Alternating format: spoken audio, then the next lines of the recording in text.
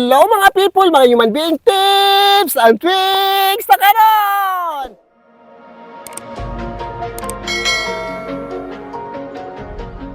Customer ako no, pero ito si ma'am, nariban to mga last 2 months. Ayan o, tingnan ninyo yung buhok ni ma'am, di ba? Straight, may kulay pero hindi na siya nagpantay. Ngayon, ang gawin dito sa buhok ni ma'am, kulayan siya ulit para magpantay yung mga kulay. Kasi pa iba naman ang buhok, pag hindi mo kulayan, ganun pa rin ang kulay mo. So, dapat kulayan mo yan para maganda yun ulit ang buhok. Lalo na pag nag-riban.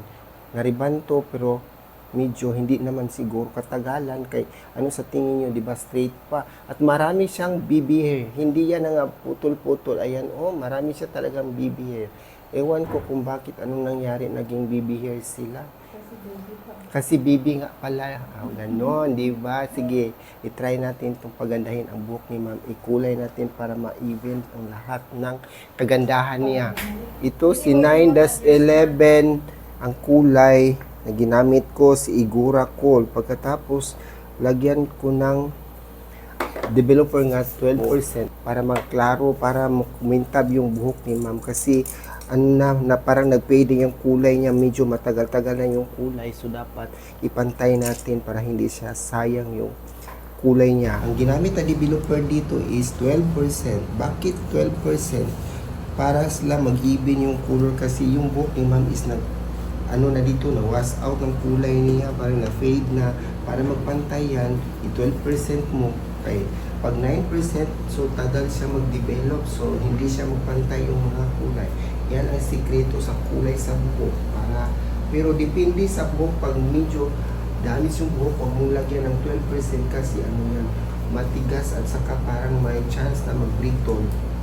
Tingnan niyo, wala lang 5 minutes na kulay na yan, lalo na pag rebonded buhok niya, refine ang buhok, manipis yung grano sa kanyang buhok, madali lang siyang mag-color ng buhok, hindi siya matagal.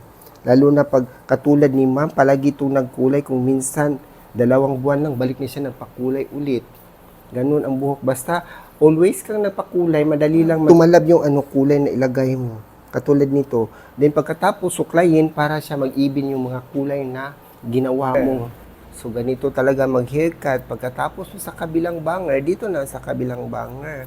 Ano ba yung kabilang banger? Side by side. Side by side ang gupit. Maliit ang kinuha para bang nagtanggol ang nabuhok. Yan lang ang gupitan, hindi masyadong gupitan kasi sayang naman yung nakariban ng kanina. Nagkulay ako sa buhok niya, di ba straight siya, no? Pero matagal na to siya nakariban, mga 2 months or 3 months na nakariban ang buhok ni ma'am. Gi-blow dry kaunti. Ano sa tingin niyo sa buhok ni ma'am? Di ba nag-even yung kulay niya? Super ganda ang buhok ni ma'am. O, ayan, o. And don't forget to subscribe my YouTube channel, Miss Human Being. Subscribe, like, comment below, and thank you for watching. Bye!